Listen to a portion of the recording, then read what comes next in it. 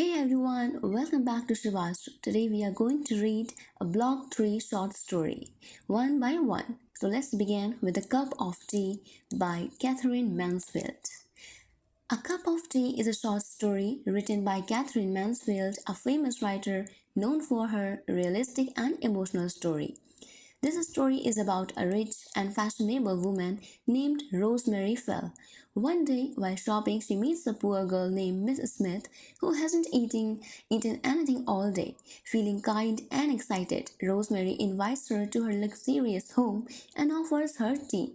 Rosemary feels proud of her generosity, but when her husband Philip sees the poor girl and says she is very pretty, Rosemary suddenly feels jealous and uncomfortable. She quickly changes her mind and sends the girl away with some money. This story shows how some people act kind for selfish reasons and how jealousy and pride can change their behavior. It also highlights the difference between the rich and the poor in society. Now, here is the quick overall summary. The story is A Cup of Tea is about a rich, young, and modern woman named Rosemary Fell. She is beautiful, well dressed, well read, and married to a man named Philip, who loves her a lot. Rosemary lives a happy and luxurious life, but sometimes she dreams of doing something big and exciting like the characters in book she reads. One cold winter afternoon, Rosemary is standing outside an antique shop. Suddenly, a poor young girl comes to her and asks for money to buy a cup of tea. Rosemary is shocked. She has never imagined that someone could be so poor that they couldn't even afford tea. Instead of just giving her money, Rosemary gets an idea. She thinks it would be a fun and exciting to take this poor girl home with her, give her tea and food, and later tell her friends about it. She wants to act like a kind and generous person, like a fairy godmother who helps the poor. Rosemary brings the girl, whose name is Mrs. Smith, to her rich and beautiful home. Mrs. Smith is scared at first, but agrees. Rosemary takes her inside and helps her take off her coat and hat. At first, she forgot to offer tea, but when Mrs. Smith says she is about to faint from hunger, Rosemary gives her tea, toast, butter, cream, and sugar. While they are sitting and talking, Rosemary's husband Philip comes home. Rosemary tells him proudly how she found a poor girl on the street and brought her home to help. But Philip does not like the idea. He tells Rosemary to be realistic and practical. Then Philip looks at Mrs. Smith and casually says that she is pretty. This one word, pretty, changed everything in Rosemary's mind. She becomes jealous and insecure. Suddenly, she does not want the girl in her house anymore. Rosemary gets worried that her husband might be impressed by Mrs. Smith's beauty. So Rosemary goes into her room and thinks about what to do. She first thinks about giving Mrs. Smith a check, but then she takes out a £5 notes, removes two and gives the girl only £3. She sends Mrs. Smith away. Later, when she comes back to meet Philip, she looks all dressed up and beautiful, wearing pearls and makeup. She tells Philip that she gave the girl some money and sent her away. Then she says she saw a beautiful little box and want to buy it. At the end, Rosemary leans close to her husband and asks, "Am I pretty?" This shows that Rosemary is not confident anymore. She is not thinking about the poor girl now, but about her own beauty and her husband's attention. So basically, the theme is class difference, rich versus poor, false kindness, show of charity, insecurity and jealousy, materialism, love for expensive things, superficial relationship, and psychological conflicts. Okay, and yes, there are two questions which appear in a previous year question paper. Then you can read it. Number one is relationship between Rosemary and her husband. So, in A Cup of Tea, Rosemary and Philip are a rich and stylish married couple. They live in a comfortable home and have a life full of luxurious. From the outside, their married life looks perfect. But when we look deeper, we see that their relationship has some emotional problem. Rosemary is emotional and like to try new things. She wants to help others and also want to feel special. Rosemary is a young, sensitive, and emotional woman. She wants to try new things and also wants to show kindness. One day she brings a poor girl, Mrs. Smith, to her house, thinking it would be exciting and generous. But when her husband Philip sees the girl, he says she is pretty. This small word affects Rosemary a lot. She becomes jealous and insecure. She starts to worry about her husband's opinion. Even though she was helping the poor girl, now she only thinks about her husband's reaction. She quickly gives money to the girl and sends her away. They show that Rosemary is not confident in her relationship. After the girl leaves, Rosemary asks Philip, "Am I pretty?" They show that she cares more about her husband's view of her beauty than the kindness she tried to show. Philip, on the other hand, is more practical and straightforward. He does not understand Rosemary's feeling fully.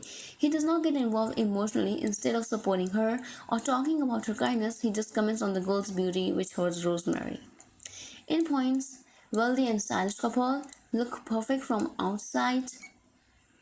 Rosemary is emotional and curious. Philip is practical and straightforward. Conflicts start with one word: jealousy and insecurity in Rosemary. Rosemary seeks validation, lack of emotional support. And the next question is Katherine Mansfield prose style in a cup of tea. So Katherine Mansfield is known for her simple, emotional, and modern writing style. She does not use heavy or difficult language, instead, she writes like people actually speak in real life. Her stories are not big events or adventure, but about small, everyday moments that show the true feeling of people. In A Cup of Tea, we can clearly see how she uses her style to tell a deep and meaningful story in a very short space. Number one, simple and natural language. Number two, focus on feeling, not just on action. Number three, deep meaning in a short story. Number four, realistic and true to life writing. Number five, use of symbol and hidden meanings. In short, Katherine Mansfield writes in a very natural and realistic way. She uses simple language, focuses on character emotion, and show how small moments in life can tell us big truth. Her stories are short but full of meaning. So here or A Cup of Tea short story completed. Now let's move on to the next one. The Yellow Wallpaper by Charlotte Perkins Gilman. Introduction. The Yellow Wallpaper is a short story written by Charlotte Perkins Gilman in 1892. It is about a woman who feels very sad and sick after giving birth. Her husband John, who is a doctor, takes her to a big house in the countryside for rest. He keeps her locked in a room with ugly yellow wallpaper and does not allow her to do anything. No writing, no going out, no meeting people. As she stays in the room for many days, she starts feeling more lonely and scared. She looks at the yellow wallpaper every day and starts thinking that a woman is trapped inside it. Slowly, she feels like she is also trapped just like that woman. This story shows how some women were not treated well in the past, even when they were sick. Their feelings were ignored and they were not given freedom. The story is about a woman's mental health, her pain, and her wish to be free. Overall summary. The Yellow Wallpaper is a short story by Charlotte Perkins Gilman. It is about a woman who is going through mental illness after giving birth to her daughter Catherine. The story is like a personal diary where the woman shares her feelings. It shows how women are often not taken seriously, especially after childbirth. The woman is the narrator, but we never know her name. This is done on purpose to show that many women face the same problem.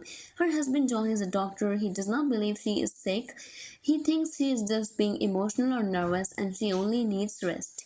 To cure her, John takes her to a big old house in the countryside. She does not want to go, but John forces her. The house is quiet and far away from people. John says this calm place will make her better. John locks her in an upstairs room with ugly yellow wallpaper. The wallpaper is dirty, torn, and smells bad. She tells John she does not like it, but he ignores her. He says she is just imagining things. John does not allow her to walk, write, or even read. She is not allowed to meet people, go outside, or take care of her own baby. She is left alone all day. Only John's sister, Jenny, comes sometime to bring food and clean the room.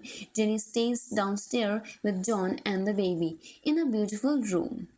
The narrator feels very lonely and anxious. She says many times that she is not well, but both John and her brother, also a doctor, say she is fine. They laugh at her and say she is just like other emotional women. They makes her feel worse. Because she is not allowed to talk to anyone, she secretly starts writing a diary. In the diary, she shares her thought and feeling.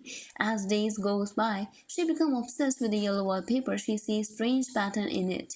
Later, she starts to believe that there is a woman trapped inside the wallpaper, trying to come out. The narrator thinks that the woman is crawling behind the patterns, especially at night. She slowly starts to believe that she is also that woman trapped, helpless, and ignored. She thinks the wallpaper is like a prison that struggle that strange old woman who tried to escape. She said the woman behind it will be caught if she tries to run. She begins to walk in her sleep during the day and stay awake at night. She also starts to crawl on the floor, following the wallpaper pattern. Sometime in her fear and confusion, she urinates on the floor and wakes up to a bad smell that never leaves her. John still does not believe she is sick. When she tries to tell him about her health, he looks at her angrily. She becomes so scared that she stops talking to him. She feels trapped like a child, and all decisions are made by John. Jenny notices that even John's clothes and the narrator clothes have yellow stains from the wallpaper. This shows how badly the wallpaper is affecting her.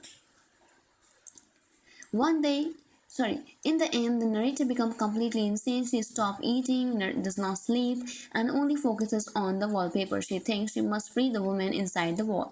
One day, she locks herself inside the room, throws the keys out of the window, and ties herself with a rope. She tears down the wallpaper with her hands. When John breaks open the door, he sees her crawling on the floor like an animal, saying that she has finally escaped. John is so shocked that he faints. The narrator keeps crawling and says now she is free, just like the woman in the wallpaper. What the story actually means, the yellow wallpaper in the story is a symbol. It shows the trap that many women live in. The woman behind the wallpaper represents all the women who are forced by it to stay quiet, act happy, and obey others. In the end, the narrator breaks the wallpaper to free herself.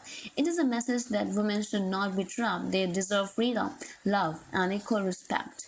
Here's the conclusion. The Yellow Wallpaper is a powerful story that shows the pain of a woman who is not understood.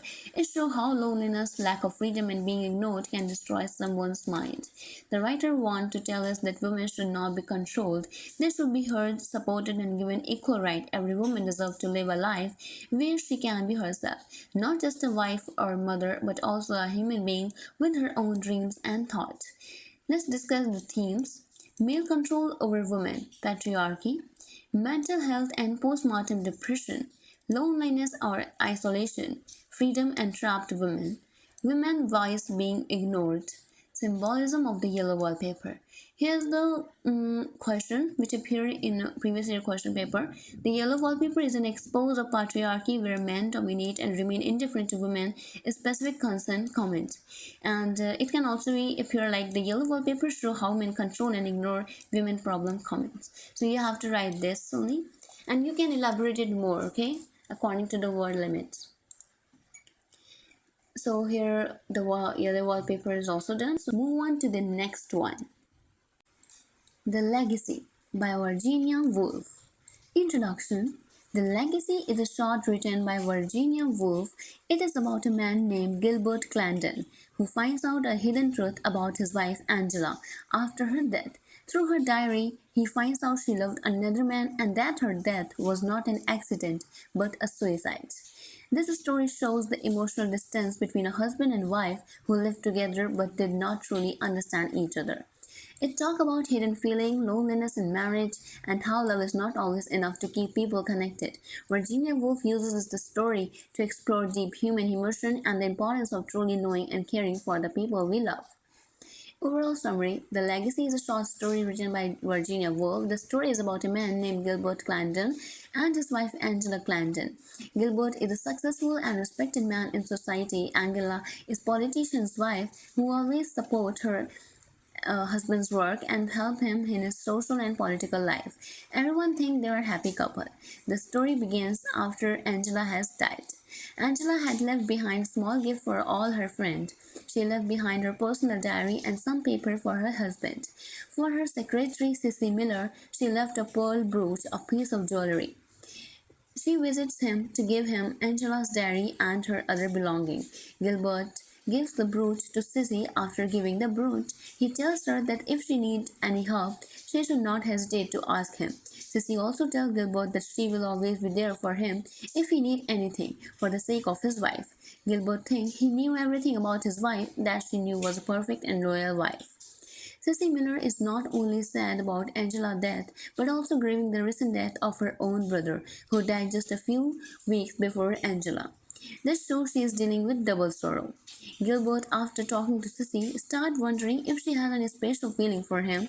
He thinks maybe she had a secret affection or passion for him. To share this idea with his wife, even though she is gone, he decided to read her diary Angela left behind for him.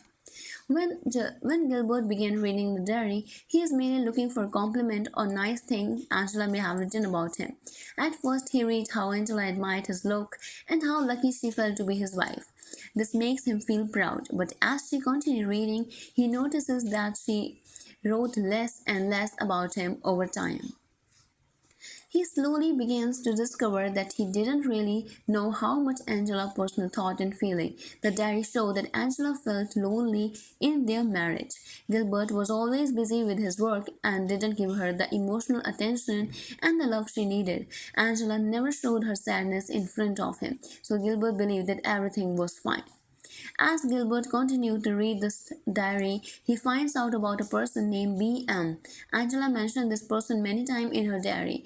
Gilbert becomes suspicious and wants to know who B.M. is. At first, he thinks B.M. is just a friend, but when he realizes that Angela loved this person very deeply, Gilbert is shocked and starts to feel angry and confused. He remembered that Angela died in an accident. She stepped off a curb and was hit by a car. But now he started thinking that it might not have been an accident. Maybe she did it on purpose because she was unhappy and wanted to end her life. Gilbert wants to know the truth. She calls Sissy Miller and asks her about BM. She hesitates at first, then tells him that BM was her brother and that he had killed himself. This information hits Gilbert hard. He now understands that Angela was in love with BM, and when BM died, she lost all hope. Angela could not live without him, and that might be the reason she took her own life. Gilbert Clanton let the book slide to the floor. He could see Angela in front of him, standing on the roadside in Piccadilly. He heard her eyes staring and fist clenched. A car was coming. He could not take it anymore. He needed to know the truth. He called Miss Miller and asked, "Who is BM?" After a long silence, she said, "He was my brother." Gilbert now understood everything. She had stepped off the curb to rejoin her lover. She stepped off the curb to escape from him. At the end of the story, it becomes clear that Angela had left Gilbert a final gift, a legacy, not of money or things, but the truth about her life. Through her diary, she told him everything he never cared to know while she was alive. Gilbert finally understands that Angela had been living a secret emotional life filled with pain, loneliness, and love for someone else. He also realized that she was never truly close to Angela, and that his ignorance and emotional distance may have caused her pain and her death was a result of heartbreak, not an accident. She had stepped off the curb not just to die but to escape the life she no longer wanted, the life with him. As a message, the story shows how even people who live together can be strangers to each other. It talks about loneliness in relationship, the need for emotional connection, and how people can hide their true feeling behind the perfect image. The title Legacy refers not only to a physical diary Angela left behind but also to the emotional truth and the realization Gilbert received after her death. Her real legacy was the truth about her feeling, which Gilbert never knew while she was alive. And here's the question: discuss how Gilbert Clanton's reflection foreshadowed the real circumstances surrounding Angela's death. Does he fully understand the implication of her diary? So here you can write. Okay, you can read it by your own. And there is the character sketch in points. Gilbert Clanton, a confused and distant husband. Okay, and here the Angela Clanton, a lonely and silent wife. Okay, so our third story is also done. So now let's move on to the fourth and last one. A Kitchen in the Corner of the House by C.S. Lakshmi Ambai. A Kitchen in the Corner of the House is a short story written by C.S. Lakshmi, who is also known as Ambai. She is a famous Indian writer who writes about women's lives, feelings, and struggle in a deep and simple way. The story is about a small kitchen in a North Indian household, but it is not just about cooking. It shows how the kitchen becomes the center of women's life. Their duties, pain, love, and strength are all connected to it. The women work hard in that corner, quietly managing everything, while their emotion and dreams remain hidden. The story talks about how kitchen became a symbol of tradition, power, and sacrifice, passed from one woman to another. Through this kitchen, the writers show how women live, suffer, and still smile, keeping the family together. Here's the overall summary we can read, then you can easily understand this story. So, it is a short story written by C.S. Lakshmi, who is also known by her pen name Ambai. She is a famous Tamil writer who write about women life, their feeling, their strength, and their struggle in simple but deep ways. The story is about a household in North India, and it mainly focuses on the kitchen and the work who work inside it and the women who work inside it. The kitchen is small, dark, and uncomfortable. There is no proper drainage. When the tap is turned on, water splashes and wets the whole floor. If someone stands there for so long, their heel cracks due to the wet floor.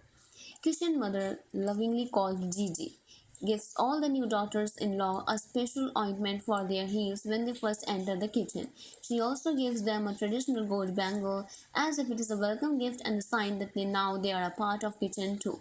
There is a window in the kitchen from where one can see Green Hill and the white Ganesha temple, but the beautiful view often gets blocked by clothes hanging on a line like sari, t-shirt, trouser. Even though there is a beauty outside, it gets covered up by daily chores. The family is food loving, there is always tea ready for guests. Whenever someone visits, they are offered meals with love. Papaji, the head of the house, tells others to feed guests properly. But strangely, even though food is not important in their life, the kitchen itself is not treated well. It is placed in a corner, lit only by a 0-watt bulb, and women work there silently like shadow, head covered, making rotis and dal. It's like the food appears magically without anyone noticing the hard work behind it. The kitchen becomes more a belief on a tradition, not just a room. One day, a daughter-in-law named Meenakshi suggests that they should build a veranda near the kitchen. Papaji and Gigi are shocked. How can a woman can give us such a suggestion? Women in this house are not expected to give ideas or make decisions. There is also another woman in the house, Bari Gigi, Papaji's stepmother. When Papaji was 17, his mother married a young girl of the same age. She gave birth to 5 daughters. Papa just supported her and respected her, but Gigi and Bari Gigi never got along. When the grandfather was alive, Bari Gigi controlled the kitchen. Gigi had to cook a lot under a rule: meat, pakora, rotis, while Bari Gigi enjoyed drinking her special kesar kasturi. After the grandfather died, the power shifted. Gigi took control. Bari Gigi was not allowed to eat meat, wear kumkum, or drink anymore. In return, Bari Gigi pretended to be possessed by the spirit named Amba. She would scream loudly and demand sweet, fried snacks and drinks. If given, she would enjoy them and send others away. Gigi was afraid to fight back. Gigi now kept all special ingredients like ghee, dry fruit, saffron, and spices locked in a cupboard in her room. Anyone who wanted something had to ask her and ask her many questions. Women in this house are tied to a kitchen all the time, but instead of calling it a burden, they treat it like a jewelry. If their hands are busy cooking, they call it bangles. If their feet are stuck in a kitchen work, they call it anklet. They feel proud of this space and rule it in their own way. They even plan picnics seriously. The women organize everything: 100 puri, potato chutney, sandwiches, stoves, milk for baby, plates, soap, and more. They wake up at 4 a.m., cook for hours, and get everything ready. Even though they are exhausted, still when they laugh loudly, a man tells them to be quiet because he wants to sleep by 8 a.m. The women are sweating, sleepy, and tired, but they continue working. Papaji laughs at their excitement and calls it women madness. When Meenakshi once got white patches on her hand, the doctor told her to stop going out and act like a good woman. Papaji agreed, saying he liked that advice. Later, when Gigi became ill and fall down, she started crying that she is dying. She fears Bari Gigi will take control of the kitchen again. Her body shows all the signs of a life full of hard work, childbirth, marks of jewelry, and pain. There is also a sad memory from the past. A baby had died during a puja. The women were busy in the kitchen and the baby fell from the roof. His head split open and he died. It's a painful part of their story. In the end, the kitchen stayed small and dark in the corner, but the women go on around it. They laugh, cry, cook, and work hard every day. The kitchen becomes a symbol of their life, full of hope, love, duty, struggle, and quiet strength. Even though they are often tired and not thanked, they keep doing their best. The story finally ends on a note of a hope with a message to the women of the world. The kitchen is not a kingdom to be ruled. Kitchen is not a space that can define the true identity of a woman. Women must find their real self outside the kitchen. And here are some activities. Activity 1, 2, 3, 4, and 5 and 6. There are 6 activities given in a book. So let me tell you the meaning. Okay, you can read it. Inheritance of wealth give men enough economic authority to make women who do not have economic freedom fall in line. It means this highlights the economic imbalance between men and women. Men inherit property and wealth, giving them power. Women lacking this economic freedom are forced to conform and depend on men. Activity 2. They have been conditioned into believing that the inconvenience is normal. Gold bangle might take them forget the discomfort momentarily. Women are socially conditioned to accept discomfort as a normal. Symbol like a gold bangle act as a distraction or false reward, making them ignore deeper issue. Activity 3. It is a symbolic of a lack of a light outside and within. The disembodiment of women is complete and often voluntary. The darkness symbolizes both literal and metaphorical ignorance or suppression. Women may lose their identity, disembodiment, sometimes even willingly due to years of internalized patriarchy. Activity 4. It means freedom and authority for some and imprisonment for some other. For men, the kitchen is a place that is symbolic of their power and domination and a means of increasing their social worth. The kitchen symbolizes different things for men and women, while it represents imprisonment or confinement for women. For men, it can symbolize control and social image, especially for men, help or are seen as dangerous in domestic spaces. Activity 5. Men are invisible but not insignificant. It means even when men are not present in the scene, their power and control still influence everything. Their role is hidden but still crucial and authoritative. Activity 6. It is the men who have planned for the picnic. Women are merely a tool for smooth execution for the whole plan. It is important to make women believe that they are excited so that they do not even think of showing their discomfort or displeasure. This suggests manipulation, man control plan and event, while women are used for execution without real agency, making women believe that they are happy in short companies without resistance. Okay, so activities are completed. Now there is the characters in the story. Gigi, Kishan Mother or Dulari Bai, Bari Gigi, Minakshi, also called Mina, Papa Ji, Radha Bhavi Ji, Gopal Bhai Saab. Okay, you can read it. And here we are done the block 3 short story, all these chapters. Okay, number 1, a cup of tea. 2, the yellow wallpaper. 3rd, the legacy. 4th, the kitchen in the corner of the house. I hope you all like this video and it is very helpful for your tomorrow exam. So take care, meet you in the next video. Har Har Mahadev.